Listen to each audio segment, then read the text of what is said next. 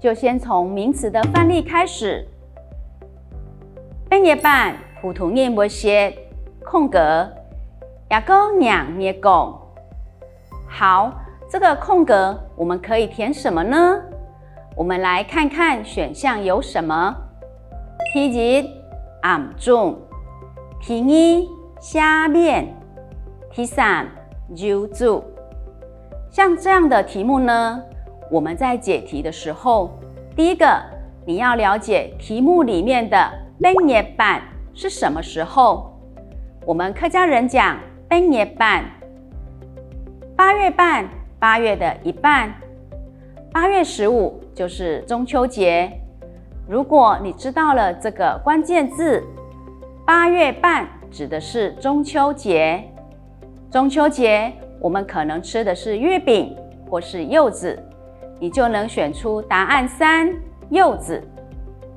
其他2个选项，暗粽，粽子我们会是在端午节的时候吃。第2个选项，虾面。什么是虾面？其实就是我们讲的客家米食。我们客家米食虾面种类很多，随时可吃。再来，我们来练习一下动词的范例。外头落雨，出门要记得空格雨伞。好，我们来看一下选项有什么。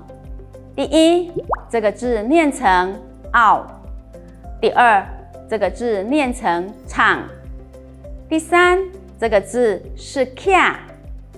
这个题目的关键词是外头落雨，你会想说要随雨伞，带雨伞。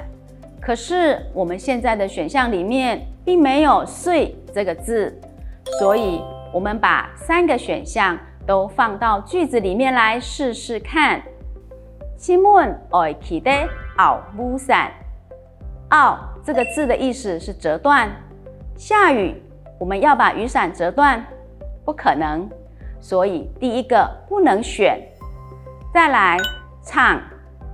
唱这个字比较特别，因为客语跟华语都有这个字，不过意思完全不同。在华语里面，我们可能会用撑雨伞，所以华语的撑是拿的意思。不过客语汉字里面的场这个字是场面的场，是支持抵住的意思。第三，卡这个字就相当于华语的举或拿。外头落雨，出门要记得卡雨伞。我们出门要记得拿雨伞，所以就选答案3，卡这个字是比较合理的。接着是形容词的范例。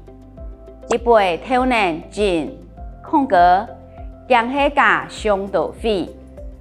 我们先理解题目在问什么。他说这杯豆浆非常的怎么样？再来，他用了一个连接词江黑。江黑，我们的华语就是恐怕是。恐怕是怎么样呢？嘎胸斗肺，加了太多的水，所以这杯豆浆就会变得怎么样？你喝起来会怎么样？我们的选项里面，第一个是 you， 第二个是 say， 第三个是 time。第一个 you 是很细致的意思。